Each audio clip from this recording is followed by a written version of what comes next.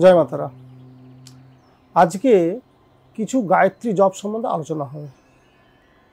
আমরা গায়ত্রী জপ পাঠ করব তো কীভাবে পাঠ করব, গায়ত্রী জপ করব তো কীভাবে করব, গায়ত্রী জপের আগে এবং পরে কি করা উচিত কি করা উচিত নয়, এবং গায়ত্রী জপ কারা অধিকার, গায়ত্রী জপ করার জন্য অধিকার কাদের আছে।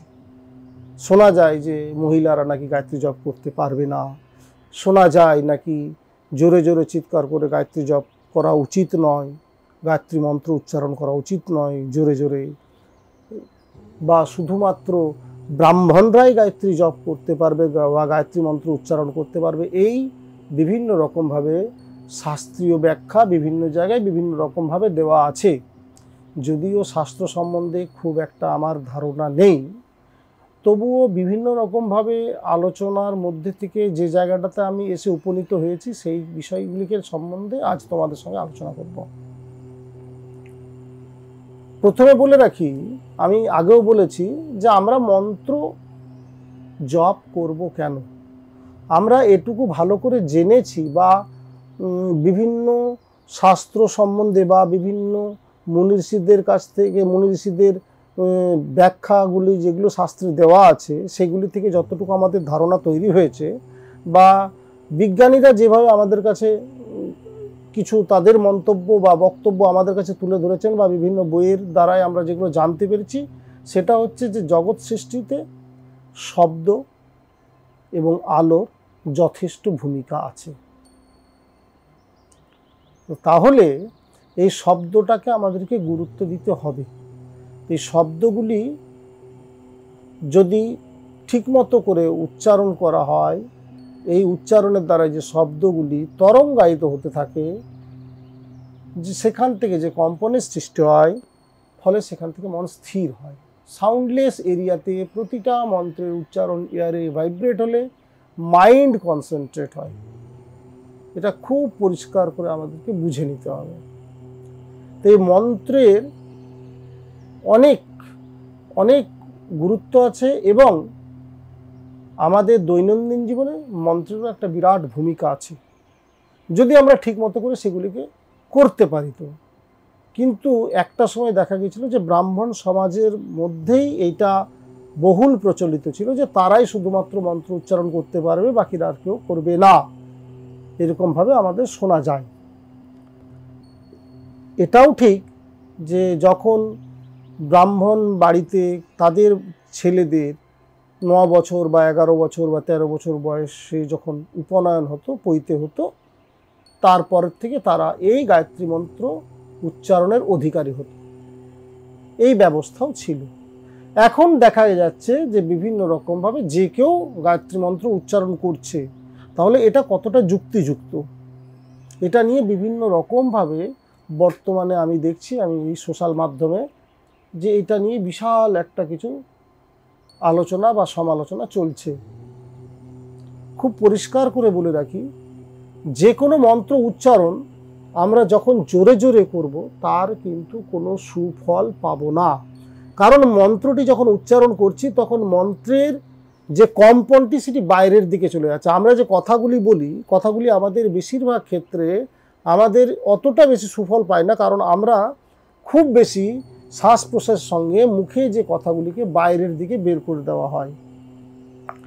তখন আমরা যে শব্দগুলি উচ্চারণ করছি সেটাতে আমরা ঠিকঠাক করে সেই সুফলটি পাচ্ছি না। কিন্তু আমরা যেটা করি, নিজেকে স্থির হওয়ার জন্য মন্ত্র উচ্চারণগুলি করি।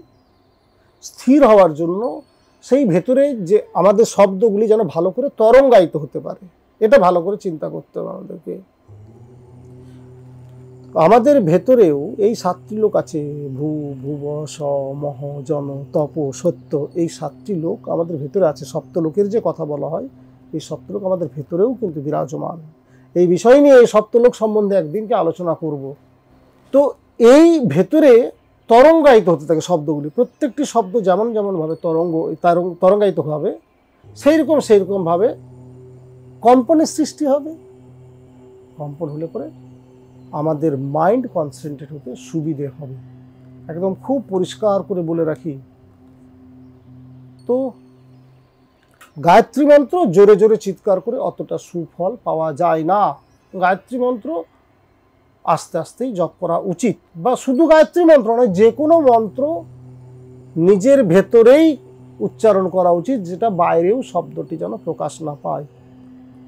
অনেকে বলছিলেন যে মাইকে গায়ত্রীর গান হয়, গান বা যে কোনোভাবেই তোমরা সঙ্গীতকে চর্চা করতেই পারো। সঙ্গীত যেভাবেই যার খুশি সে শুনতেই পারে, সেটাকে সঙ্গীত হিসাবে নিতে পারে, গান হিসাবে নিতেই পারে, সেটাকে মন্ত্র হিসাবে দেখা হচ্ছে। আমাদেরকে আমরা বলছি যে ওইটা গায়ত্রী মন্ত্র উচ্চারণ হচ্ছে, কিন্তু না, ওইটা শুধুমাত্র গান শোনার মতো হচ্ছে, অতিরঞ্জিত করে বিভিন্ন রকমভাবে গানের মাধ্যমে, সুর বা ছন্দের মাধ্যমে তারা তাদের কথার প্রকাশ ঘটাচ্ছে মাত্র। কিন্তু আমি ব্যক্তিগতভাবে বলতে পারি যে গায়ত্রী মন্ত্র আস্তে আস্তে নিজের ভেতরেই জপ করা উচিত, উচ্চারণ করা উচিত, ঠিক মতো করে, যেন আমাদের ঠোঁটটিও না নড়ে, এটাও যেন খেয়াল থাকে, যেন কোনো রকমভাবে মন্ত্র উচ্চারণের সময় বাতাস, ভেতরের যে শব্দের যে বিষয়গুলি, সেগুলি যে বাতাস ভেতর থেকে যেন বাইরে না বেরিয়ে আসে,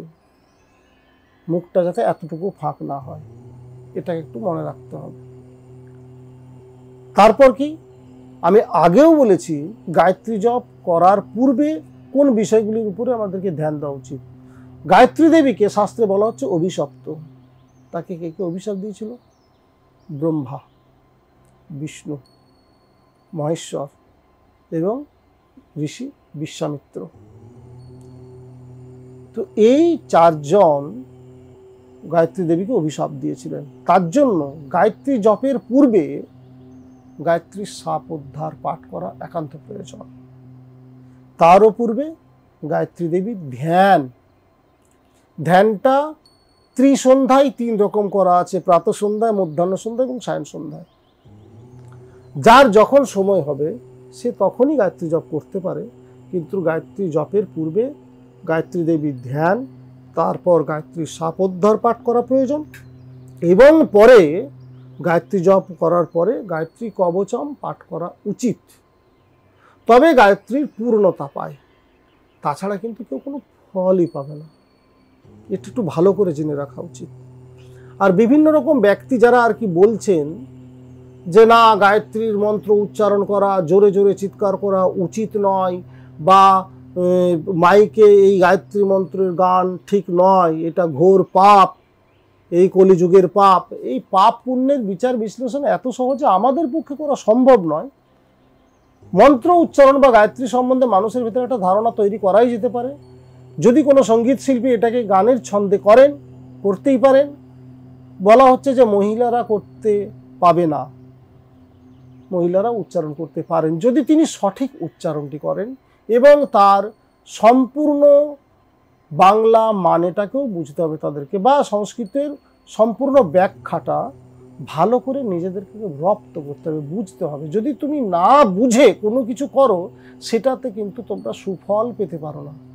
খুব ভালো করে চিন্তা করে দেখবে যে গায়ত্রী জপ করবে, যে গায়ত্রী সম্বন্ধে একটা নিজেদের ভিতরে একটা ধারণা তৈরি করো। গুরু সান্নিধ্যে থেকে সেটি সম্বন্ধে আগে তার ব্যাখ্যাটি ভালো করে জানার চেষ্টা করো, তারপর প্রত্যেকটির মানে বুঝে তারপরে গায়ত্রী জপ করো।